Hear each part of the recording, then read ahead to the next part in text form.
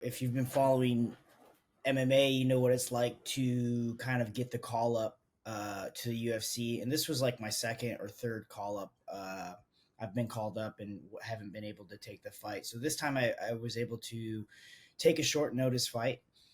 And so it's like 10 days notice or something like that. Very short notice. And so, just like any fight, you have to go through a series of medicals, exams, physicals, your eye test, blood work. And then once you get a lot of these scans, you have to go meet with a doctor so he can examine them in front of you. And I mean, you'd be surprised to see how much goes into it. But anyway, I do the MRI with contrast, which is a newer thing for me. I've never done one of these prior to the UFC. I've had my brain scanned many times for my fights, but I've never had one where they shoot the dye into your arm. So I think the fights in Minneapolis. Vince, is that standard? Do they do that all the time? A contrast eye MRI of your brain, and what are they looking for when they do that? So I was told it was not standard. I was told it was semi new within pretty like the last year or so, maybe a little longer, that they just started implementing that into the UFC's, um, you know, medical to check for.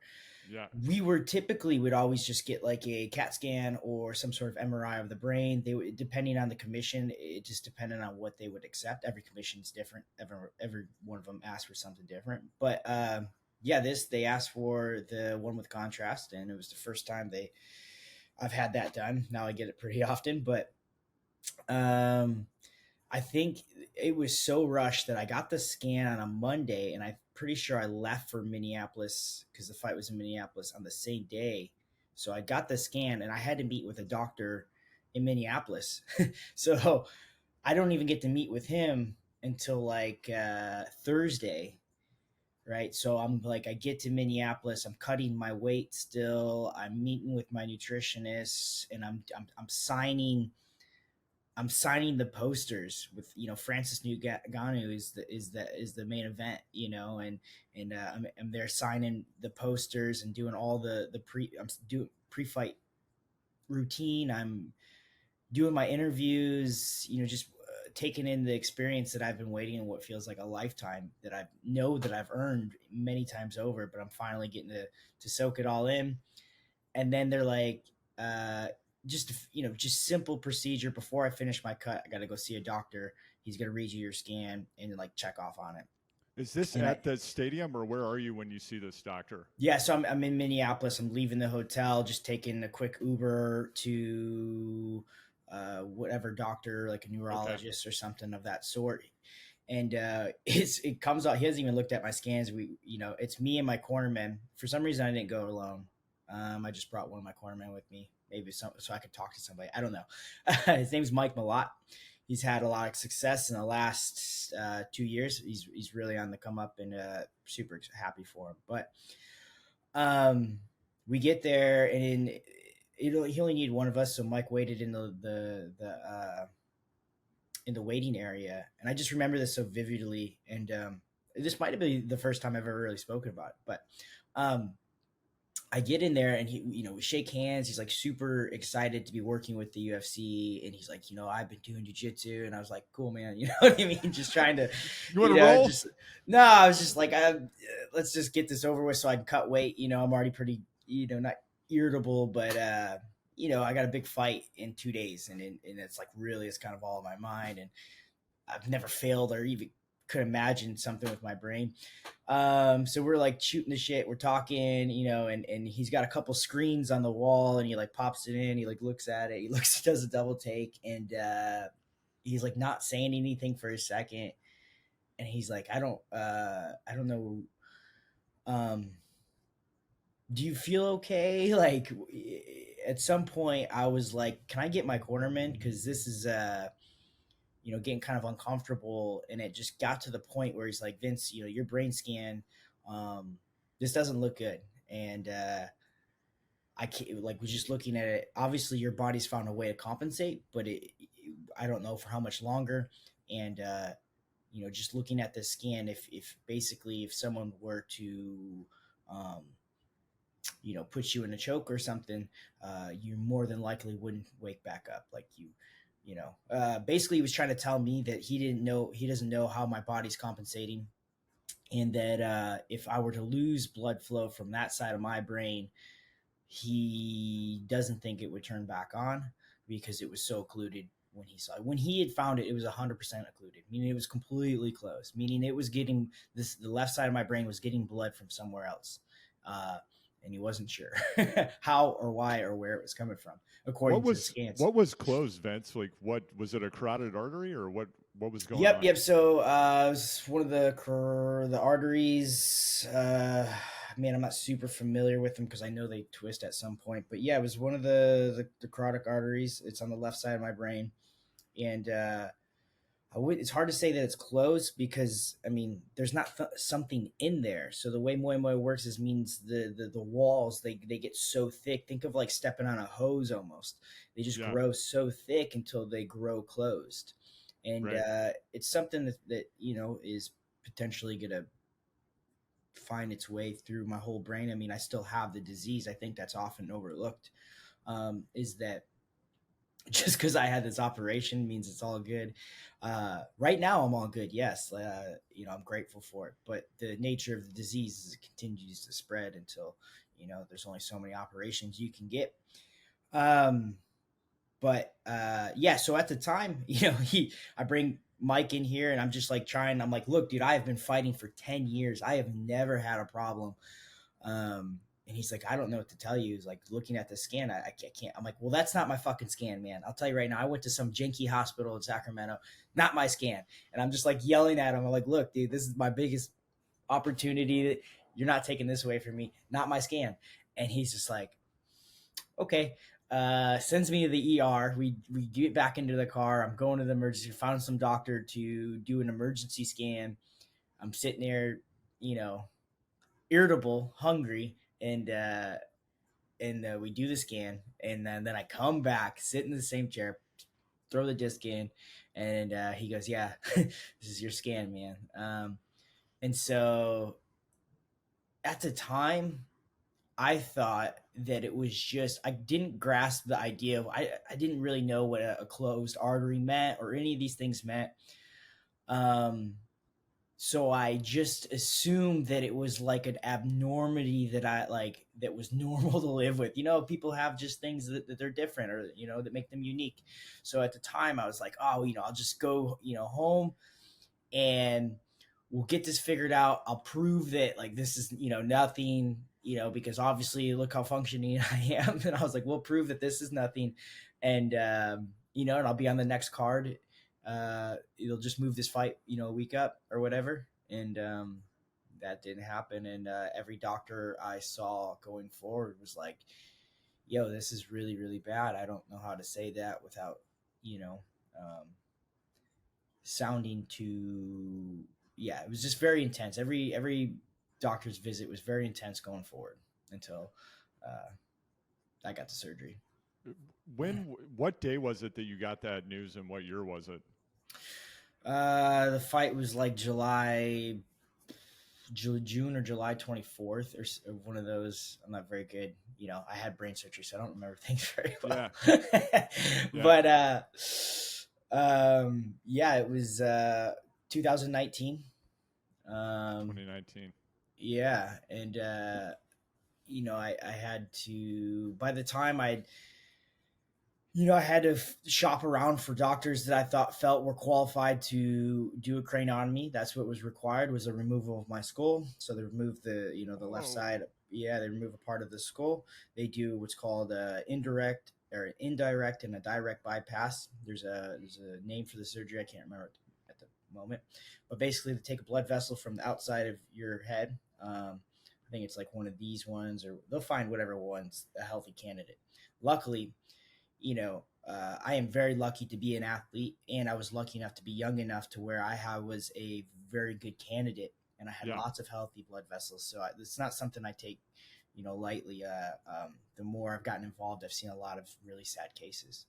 But anyway, they take the artery, They lay one of the blood vessels over the brain, and that's would be the indirect, meaning that over time it kind of grows into the brain from that way. And then the other one uh, they would connect it to maybe the broken artery or an artery in there. I'm not entirely sure, but they would connect that to the blood vessel to an artery in the brain, and then it would get blood through there.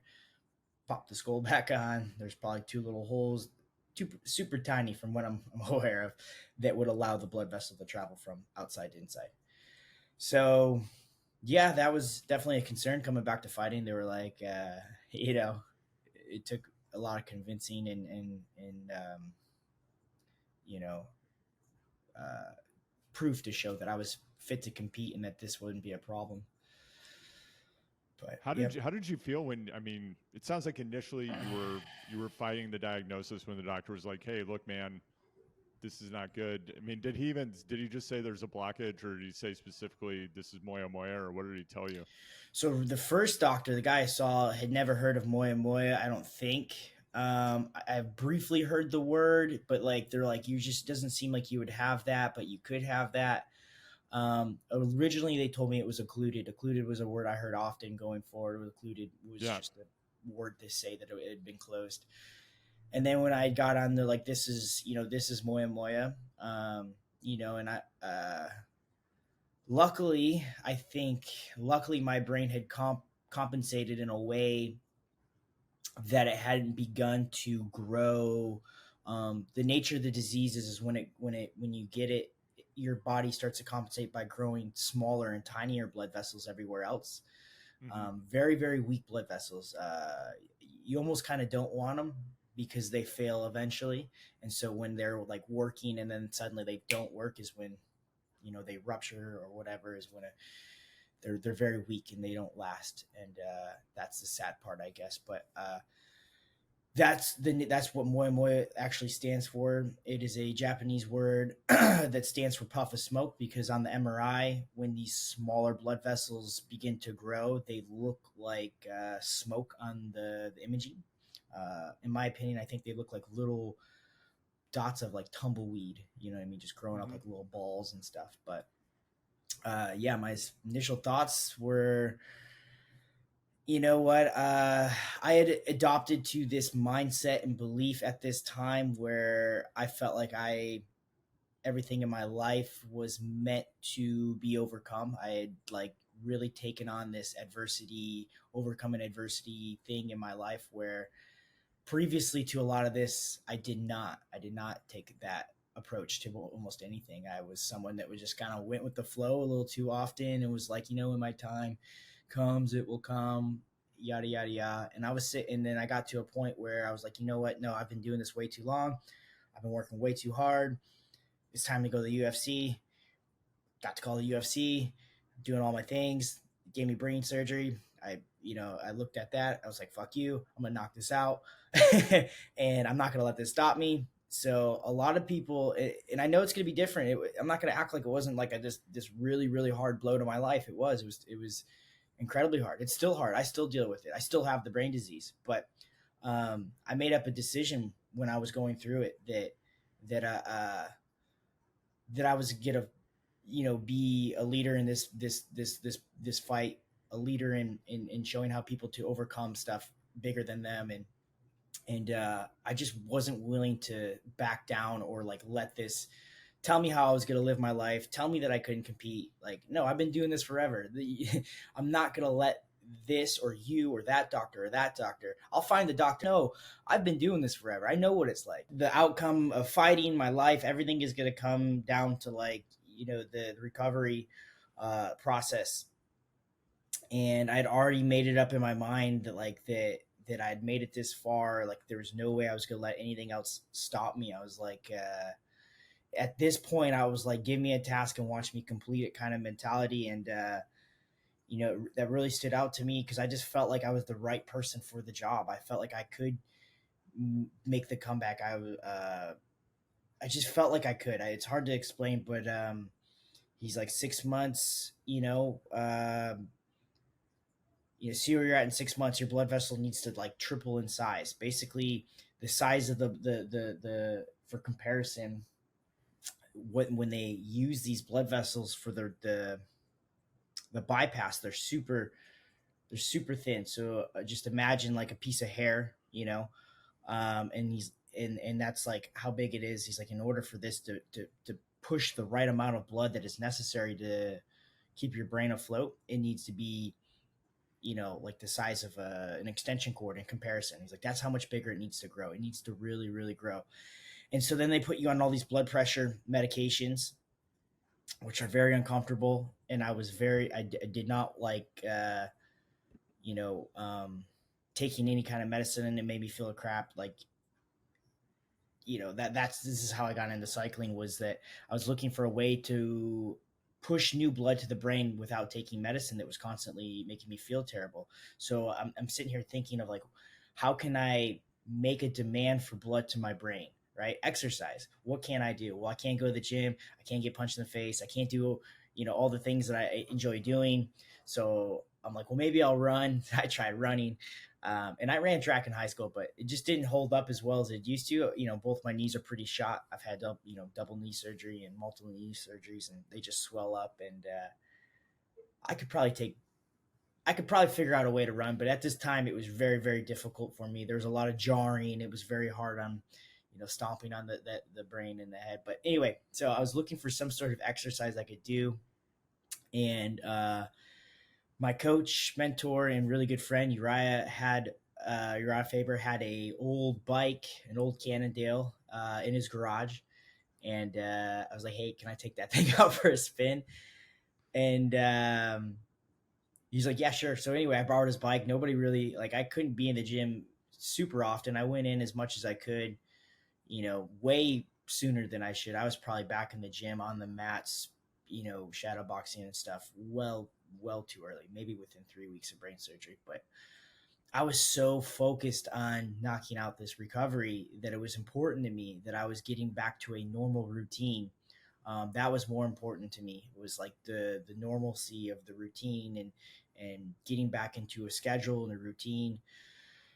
Um, and then so like in my off time when I wasn't at the gym, I was going on these really big rides. And I mean, my first ride on a bike was like 30 miles, and the next day was like 50 miles, and the next day it was like 70 miles. I remember that because it was back to back to back. And I was with my buddy at the time. His name's Scott Ostrander. He owns Origami.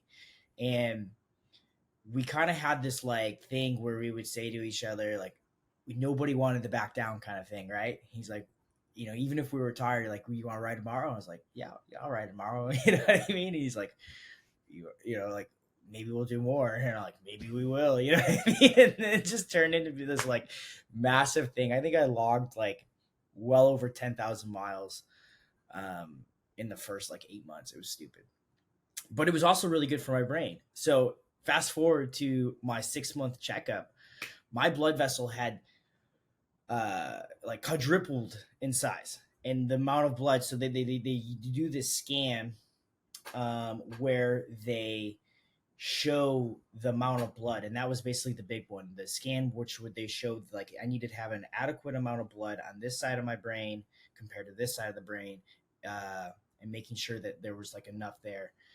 Long story short, there's plenty. The surgery had done its job, and I had grown the blood vessels to something very strong, something I was very proud of, something I had taken very serious for that 6 months. I had quit drinking, quit going out. I haven't had a drop of alcohol since then, since the brain surgery. And yeah, so that 6 months was something that I was very proud of, that I took very seriously, and I rode my bike very often. It was something that I dealt with mentally too, was very, very difficult for me, because at that time, I didn't know if I was going to fight again. Like deep down inside, like, you ask anyone, they were like, no way this guy's fighting. He just has his head fucking popped open. Nobody's fighting. Nobody's coming back from that. You'll see it too in a lot of the interviews. Is the comments are like, can't believe this guy's entertaining the idea of fighting. And it's like, well, that's because you've never went for anything in your fucking life. And this is what it looks like when someone's going after something they've put their whole life into.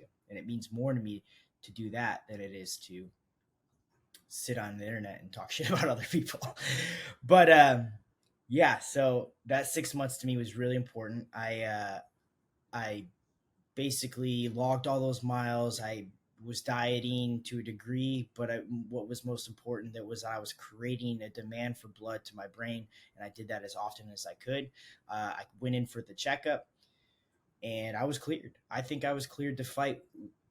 Just about 6 months after, um, the brain surgery, which was something again I was really proud of, and that was just one more thing that I was able to check off my bucket list and be like, and it just added to the momentum of that mentality that I was creating for myself at the time. Like, throw a hurdle at me and I'll jump over it. You know, give me something to overcome and I'll do it. Tell me I can't and watch me do it, kind of thing. And I was just constantly kind of seeking those things, and that's what like kind of drew me to cycling to begin with, because cycling is very honest in a sense of your effort. It will break you off. Like, you can't hide from your power, your distance, or the speed, or the effort. You can't hide from it. Either you got it or you don't. And you're on the side of the road, your legs are cramping up, like all these things. There's all these variables, and it was so pure to me. I think that's what stuck out to me. Is it's like I love the adversity and the challenges in life, and cycling has a lot of that. And then so like that's what drove me more and more. I was kind of seeking that suffering and seeking a way to overcome it. And I still am. It is still something that I like doing daily, and I search for some sort of suffering in almost everything I do. I mean, I fight for a living. That was, you know, definitely a form of suffering and overcoming it. But yeah, Why is fighting important to you? And what are you fighting when you fight? that's changed a lot over the years. Um, I think I think originally fighting started for me because I came from small towns. I didn't have my dad was in and out of prison. He's in prison, right now again. Not that matters, but I think that I was. I think that I know why I started. I started because I had a chip on my shoulder, and I wanted to prove to the people around me that I could be somebody or something, and I felt like I had something to prove. I just felt like it was something that I needed to do to prove to them, to myself, that I belonged and that I could, be something. And for a long time, I think that was my why, or what it meant to me. It's transitioned now to where I feel like I want to lead by example for, my son. I want to show him what it's like to kind of knock out some of these goals, what it means to have a goal, what it means to fail at it often and continue to keep going after it. And that's what part of what life is, whether it's fighting or, something else. It's important to fail and come back from it, and overcoming the hardships that come with it. Fighting is a very tough lifestyle between dieting, the training, the the surgeries, the broken bones, all the things that go with it. Um, so now I kind of feel like I do. It means to me more in a sense of I have a lot to prove to myself still. I'm still proving to myself that I belong, but I also want to do it to show my son, and show others, that they can do just about anything. And I believe that's true. Unfortunately, it took me a very long time to buy into that, and I wish it hadn't, because if I had believed, like, the only thing that's, I have all the skill, and I think, that you could possibly get in an athlete for in a lot of things. What I didn't have was the mindset and the belief in myself that I could be those things or do those things. And it's like I do now, and here I am 30 years old, and I don't, like, I only have maybe 6 more years left, and that's if the brain doesn't kick off and do its own thing. You know what I mean? So it's if I would have had that when I was 20, which I was still fighting professionally, uh, I might be in a different spot. I had a hard time believing in myself in these battles early on in my career. But again, all the things that we had spoken about, I've adapted that kind of mindset, and I've come to realize that you can do just about anything that you put your mind to. It's one day at a time, 1% better, one day better than yesterday, and it adds up.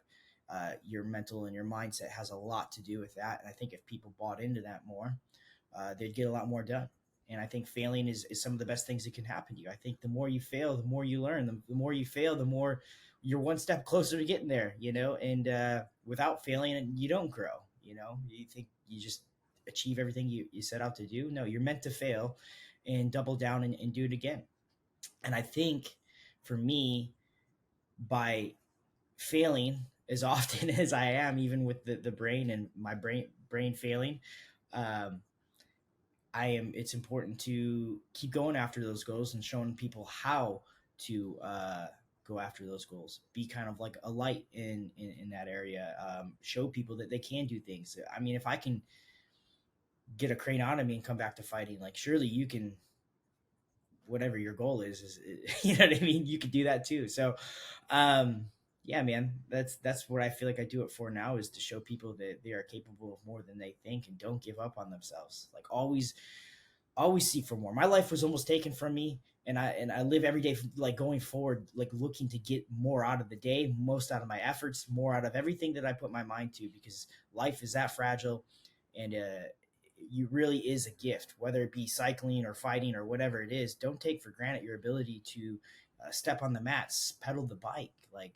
So not only take it for granted, but like do it harder, give it your best foot forward, and don't count yourself out. And I see it too often. I think that's kind of why I got involved, just because I see too many people just uh, not like believing in themselves or not going after the things they really want in life, and they can do those things.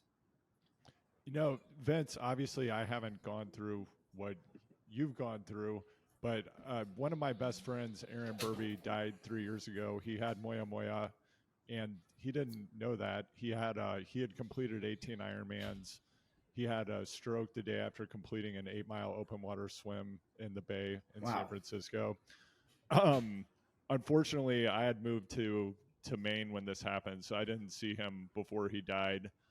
And one of the things that Aaron's death did for me was it reminded me of all the things that you're talking about. And it gave me a new perspective on what it meant to see my kids or see my wife or my friends, or to be able to get on my bike and go out and do some of the things that you're talking about. So once you had this diagnosis and you made this shift, for you, what changed for you in terms of what felt important in life? And were there things that you had worried about before that felt like they didn't mean anything anymore? Was there a big change? There's a massive change, man. For starters, I'm sorry to hear about your friend. Just from the outside looking in.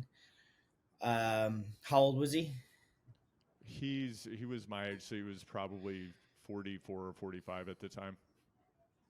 I would say, endurance sports probably helped Yeah, in a lot of definitely. ways, without saying too much. That's just my opinion. I feel like it's obviously helped me. If I lived a sedentary lifestyle where I wasn't creating a demand for blood to my brain, there would be no blood to go there. So Yeah. um, it's very tragic. And I guess that's stories like that are one of the reasons why I advocate for people to live their life a little harder. And by harder, I just mean live a little more. And the shift really did change because you spoke about your kids and your wife, and I didn't have any kids at the time. I wasn't married, and those were two things that I didn't really care to do prior to all this. And I really didn't want kids. Let me tell you, I just did not like them. I let me just start. I love my kid. I'm obsessed. But for a long time, I mean, MMA in this sport, professional fighting, is a very selfish sport. And it requires a lot of your time. And then even when it's over, you're tired, you're beat down, and it's hard to give yourself to a lot of other things. So it's very selfish in that sense. And then when the reality of is like you have a brain disease and you've just spoken on how dangerous it can be, you start to think, well, of course I've always wanted a kid, but I never thought about it, right? So I'm sitting here thinking, like, I don't know what the next 6 months of my life was looking like. And so I had been with my girlfriend at the time for 2 years or so. Definitely felt like she was the one. I mean, I had already, I was very in love with her. And, I actually had already proposed before I found out. So it was always my intention, but we got married shortly after the diagnosis. And I had our wedding the 2 days before the brain surgery, and kind of jammed that out just because I didn't know how I was going to wake up. And um, yeah, the kid talk, I guess. We had talked about it. She obviously, women obviously want kids. I was not on. Again, it was something that we hadn't really spoken too much about. I knew she wanted kids. I didn't know if I wanted kids. Actually, I knew I wanted a kid. I just wasn't ready to be a parent. And growing up with the lifestyle I had, you know, I was scared of being a father. My father was an interesting one, and it was difficult. I had a difficult upbringing in a lot of ways, and stuff like that, and a lot of it having to do with my father. So, not that one thing it taught me was how to not be a father, I guess, in a lot of ways. And so part of me didn't believe that I could be the father that I wanted to be, um, at the time. And I was worried that I wouldn't, I was so selfish that I was worried that I wouldn't love him. And long story short, she had convinced me to try for a kid, especially as the disease can be very unpredictable. So we made an effort, and then, I we had a kid, and again, it was, probably the most amazing experience of my life. And I can't imagine, like, I wish I had done it sooner. Having kids is incredible. It is the coolest thing, and it outweighs anything I've ever done in my life. And if it means that I needed this brain surgery to even convince me to have kids, then it was so worth it, because I can't, I don't know how to explain it. People that don't have kids and say, like, oh, I don't want a kid, you're wrong. You are so wrong. It is so cool. Um, and I feel so silly for ever thinking the way that I thought prior to that. Bringing life into this world and molding it and teaching it is by far outweighs anything I've done. It is truly an incredible experience, and I look forward to it every day. So yeah, I think that's, my mind has shifted very much into, like, figuring out ways to get the most out of life and enjoying um, the daily things and everything. Whereas before, I felt like I was always looking to dates and times and, like, preparing for things, not living very present. And, I got a fight coming up and doing all these tedious things to get there. And then that moment mattered, versus right now, I feel like every moment matters. And, yeah, so that's kind of how my mindset has definitely changed into more of a, you know, uh, more less about myself and more about, my experience on Earth.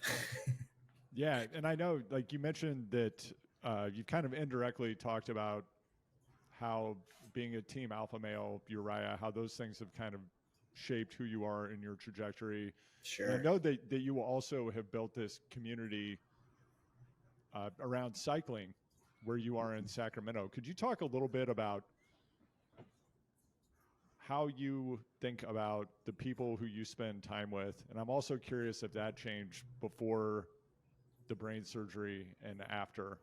Yeah. Yeah, so I'll just start with, like, what cycling was in the community. The more involved I got into it, the more I felt like something was missing. Being from Team Alpha Male is probably one of the top five largest teams in the sport. We have a long history of high level guys making a lot of accomplishments, title fights, UFC world champions, kickboxing, jiu-jitsu, you name it. We are at the top of all those things. And when I started cycling, I felt like it was the opposite. A lot of people that were fit in that space or at a high level in that space, didn't seem they seemed to be very like lone wolf. They didn't connect. There was a lot of ego, to be honest. There's a lot of ego in the cycling scene, and you just don't have that in MMA. Like, in fact, it's kind of like a check your ego at the door mentality at a lot of these gyms, because if you have one, somebody in that gym is going to put you in your place eventually, and you just don't survive very long feeling that way. Like, there's one thing to like be confident, sure, but like having like it's a very much, you know co-op. You have to be a team player in a sense. Like, those people at the gym and at, your partners and training partners, they're there to make you better. And once you understand that, you're going to get more out of that. The better partner you are is the better partner they are. And you just kind of like, that's how the level rises. And I've watched it happen years after years after years. And then I go to cycling, and while I enjoy my time on the bike, my love for the bike is very different from the love with the community, because the community was very could be very nasty. And some of these guys are grumpy, and it's Saturday and we're out on a group ride and they're yelling, and it's like they're yelling at each other, and I'm like, bro, you wouldn't talk to me like that like at the grocery store. So don't think you can talk to me on my day off on a Saturday riding my bike like that. Like, not just to me, but to anybody. You shouldn't fucking. I just noticed that there was a lot of bickering and ego and angry people on bikes. And I was like, dude, this is insane. The bike has been such a therapeutic tool for me. How is this happening? And so the fitter I got, the more I went to these group rides and race rides, and the more involved I got into that. And I was just like, bro, there's something missing. And I'm looking at these teams. I'm like, do you guys even like each other, or do you guys wear the same shit? And so I joined a team, and and I just saw I wasn't super comfortable with the way people talked about each other in the community. And I saw it was kind of normal for the community in general to kind of like poke fun at each other. And I was like, this is not what the sport needs. I think that's why it's dying. I think if it were more inviting, you know, like, this is what I said when I first started cycling. Obviously, because of who I am, I could probably get away with a lot of things. You know what I mean? You can't really talk too much shit to me on a bike, right? But Did because anybody try? Did anybody try to? sure, but I was like, bro, shut the fuck up. What are you, like, what are you gonna do? Do you know what I mean? Like, do you really want to get off your bike? Like, it doesn't even have to be like that. But if it had to be like that, it, some people would be so rude. I never result to like physical violence, but at the same time, I'm not gonna let you punk me or punk other people. It's not cool. And I just imagine some of my friends that had started cycling now, had they had such a bad experience their first time on the bike, it's probably enough for them to never come back out. And now you got less people in the scene, and it just seems like that seems to be the culture of, like, you know the road scene anyway.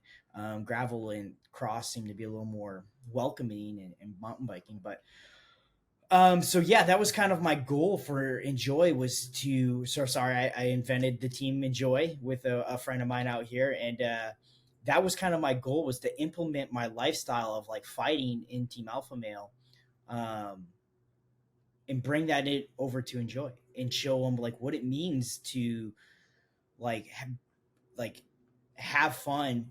When we walk into the gym, Uriah's got it ingrained into our heads. It's work hard, dream big, um, stay positive, and enjoy the journey. I mean, it's something we live by. I don't know why it took me so long to remember. Anyway, new brain. Yeah, Um, all good, man. but enjoy the journey. And so that's something. I mean, it's always stuck with us. When I was on the Ultimate Fighter, I turned my jerseys inside out, and I wrote with a Sharpie, "Dream big, stay positive, work hard, enjoy the journey," and it stuck with me. and I just looked at that every day. But even then, like, enjoy the journey, and it's like that's what we should be doing every time we get on a bike. Don't get on unless you plan to enjoy it. Like, it was fucking silly. I see so many people are like, "Oh, I didn't get the intervals I wanted today." It's like, dude, why do you even do this? There's so many other things you could do if you wanted to be fit. Like, do CrossFit or something. You get more done in less time, and like, it's insane. But yeah, so I kind of brought in like a group of guys and a lot, like, from all levels. We got, cat ones and twos, very high level racers, to the guys at the novice level that are just breaking into the scene. We got young guys, and it's really cool to mix them. And I got these older guys, and I'm like, hey, I want you guys to be leaders to these guys and show them, and then I want you guys to, be leaders to the newer generation as well, because one day you're going to be these guys. And I'm trying to change this kind of how it is right now with the scene, and trying to encourage these guys to compete. I'm like, there's nothing cooler than competing. For me, that's everything. That's what I want these guys to do the most. I think putting yourself out there, regardless of the result, is one of the coolest things you can do. And talk about motivation too. It's like, there's nothing like fucking losing to motivate you to be better. It's like, well, I did that wrong. How can I do that better? Okay, we'll go back Monday and we'll figure it out. And I've just kind of putting all those tools in place. Took the mindset from my team and kind of brought it over to enjoy. And it's been challenging at times, but it's been really cool. We got a team of about 22, 23 people right now, and it is growing so fast, and I am so proud of it. It is really cool to see. We have something very special going on. And ultimately, no matter what you do, our message is just enjoy the ride, and that's kind of like what our message is. And whatever it is you do, make sure you don't forget it, enjoy the ride. So yeah, that's kind of what I'm doing with the team and switching it from MMA over to cycling. Why is riding bikes fun for you? uh I touched it on this a little bit, and we might have got cut off, but I want to say originally it was very mentally freeing for me. I'd spent my whole life punching or getting punched and ragdolled and stuff like that. And then when it was taken away from me, like I said, like, I didn't know if I would ever come back. I didn't know if it was possible to come back deep down inside. And so I started to have like an identity crisis where I was very scared of who I would be without fighting. Like, and I'm still very scared, to be honest, but I'd like to think that I have more. I'd sat myself down, wrote down all these things, like, who am I if I'm not fighting? Who am I? It's like, well, I'm a father, so that's pretty cool. So I'm writing that down. I'm a father, I'm a son, I'm a friend, and I'm all these things.